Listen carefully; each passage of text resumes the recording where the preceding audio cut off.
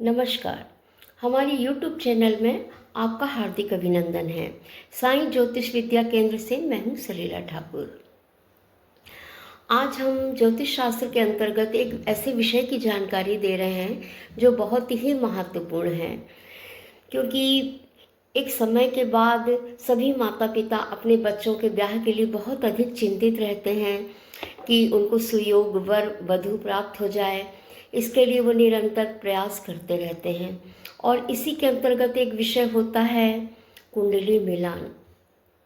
कुंडली मिलान अक्सर सभी माता पिता अपने बच्चों की कुंडली उसके समकक्ष बच्चों से मिलाई जाती है और उसमें अगर उनके अष्टकूट मिलान अच्छे होते हैं तो ब्याह की बातें आगे होती हैं।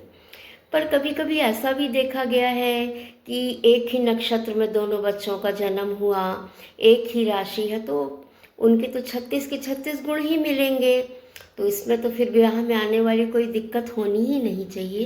पर ऐसा नहीं होता। कुंडली मिलान के एक अपने तरीके होते हैं। इसमें अष्टकूट मिलान होता है।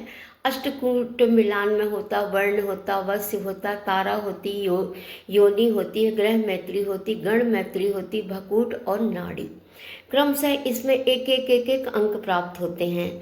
तो सबसे अधिक अंक प्राप्त होते हैं भकूट में और नाड़ी में। तो ये मेन रूप से इसको देखा जाता है। तो दोनों के ही अंक मिलाएंगे तो भी 15 अंक होते हैं। आगे के ना भी मिलाएं तो 15 अंक होते हैं ना। तो 15 अंक में भी ब्याह होना चाहिए। तो इसका एक मैं अपने दृष्टिकोण से सोचती हूँ कि 36 के 36 गुण के बजाय अगर कम गुण मिल रहा है और कुंडली मिलान बेहतर तरीके से होता है तो वो ज़्यादा कारगर होते हैं। जैसे तत्व होते हैं, जैसे अग्नि तत्व हो गया, पृथ्वी तत्व हो गया, वायु तत्व हो गया और जल तत्व। 4 तत्व ज्योतिष के क्षेत्र में माने जाते हैं और पंच तत्व वाला वो अलग है। ये 4 तत्व ज्योतिष में माने जाते हैं। जैसे मान लीजिए किसी की अग्नि तत्व राशि है। अग्नि तत्व राशि कौन सी होती है? मेष होती है, सिंह होती है और धनु। ये 3 राशि अग्नि तत्व होती है और तीनों के मूल त्रिकोण में वही अंक आते हैं। जैसे आप मेष राशि को लीजिएगा तो मेष राशि का पहला अंक लग्न हो गया। पंचम भाव हायर एजुकेशन में सिंह राशि आएगी और भाग्य स्थान पे धनु राशि आएगी। तो इनका मिलान बड़ा अच्छा होगा। अग्नि तत्व वाली कन्या को अग्नि तत्व वाला वर मिले, उससे इनकी लड़ाइयाँ नहीं होंगी, उससे उनका विचार एक होगा, एक ब्रेन लेवल रहेगा दोनों का, दोनों अपने एक बौद्धिक स्तर पे सोच पाएंगे। और मान लीजिए अग्नि तत्व वाले का ब्याह वायु तत्व से हो गया। वायु तत्व वाली राशियाँ कौन कौन सी होती है? मिथुन होती है, तुला होती है और कुंभ होती है। तो वायु और अग्नि का भी मिलान अच्छा होता है, क्योंकि वायु और अग्नि एक दूसरे के पूरक हैं। तो ये भी इन लोगों का मिलान भी अच्छा होता है, इसमें भी अंक दिए जाते हैं। और मान लीजिए इनका अग्नि तत्व राशि है और इनका ब्याह हो जाए जल तत्व से, तो जल तत्व राशि कौन सी हो गई?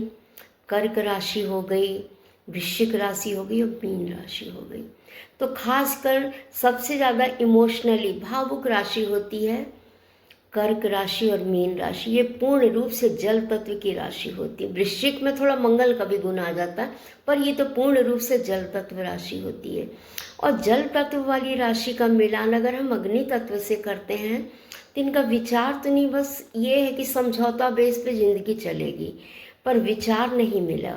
क्योंकि अग्नि तत्व वाला जो भी जातक रहेगा उसका स्वाभिमान, थोड़ा सा ईगो और हर चीज़ में अपना वर्चस्व बनाने का एक नेचर उनमें रहते ही है। क्योंकि सिंह राशि होती शेर की राशि होती, मेष होती मंगल की होती है, धनु होती देवगुरु बृहस्पति की अग्नि तत्व राशि। तो इनका मिलान उतना अच्छा नहीं होता। जल तत्व वालों का मिलान पृथ्वी तत्व से हो सकता है। जैसे पृथ्वी तत्व वाली राशि कौन सी है? कन्या राशि है, मकर राशि और वृषभ राशि। तो जल और पृथ्वी कि दोनों पूरक हैं, क्योंकि जल पृथ्वी में ही है ना, इसीलिए तो इनका मिलान अच्छा होगा। तो आजकल बहुत सारे लोग अष्टकूट मिलान में इतने गुण नहीं मिले, इतने गुण नहीं मिले करके बहुत अधिक परेशान होते हैं। तो वैसे परेशान होने की आपको आवश्यकता बिल्कुल नहीं है। आप इस तरीके से मिलान करिए कि जल तत्व वाले को पृथ्वी तत्व मिले, अग्नि तत्व वाले को वायु तत्व मिले, तो जीवन अच्छा चलता रहता है। ये होता है कुंडली का मेन मिलान। पर लोगों के दिमाग में आ जाता कि नाड़ी नहीं मिल रही है, भकूट नहीं मिल रहा है, तो कैसे हमारी संतान होगी, आगे का जीवन कैसा चलेगा। हालांकि नाड़ी दोष देखा जाता है, ये भी बिल्कुल सही बात है कि नाड़ी दोष होने में एक दिक्कतें आती, पर नाड़ी दोष का परिहास भी है, क्योंकि आधी अधूरी जानकारी कभी भी घातक होती है। नाड़ी दोष कह के हम अच्छे अच्छे रिश्ते भी तोड़ देते हैं, तो ऐसा नहीं है। नाड़ी दोष का एक तोड़ होता है अगर कुंडली का जो पंचम भाव होता है हमारा संतान का होता है, अगर संतान भाव में देवगुरु बृहस्पति बैठे हों, शुक्र बैठे हों, बुध बैठे हों, चंद्रमा बैठे हों, या किसी प्रकार पे इनकी दृष्टि डाल रहे हों, तो संतान अवश्य होती है। ये पक्की बात है, नाड़ी दोष के बाद भी संतान होती है। मान लीजिए नाड़ी दोष है और पंचम भाव में गुरु, पुत्र संतान अवश्य होगी।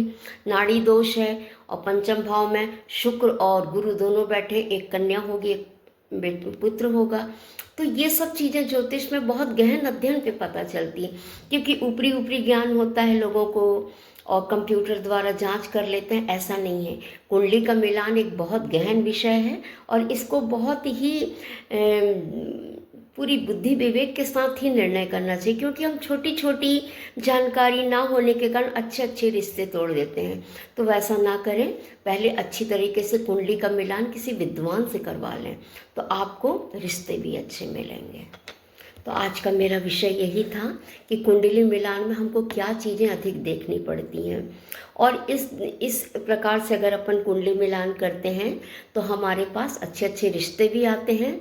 और आधी अधूरी जानकारी की मंगली हो गया है, नाड़ी दोष है, भकूट नहीं मिल रहा, ग्रह मैत्री नहीं मिल रही, इसके चक्कर में हम अच्छे अच्छे रिश्ते तोड़ देते हैं।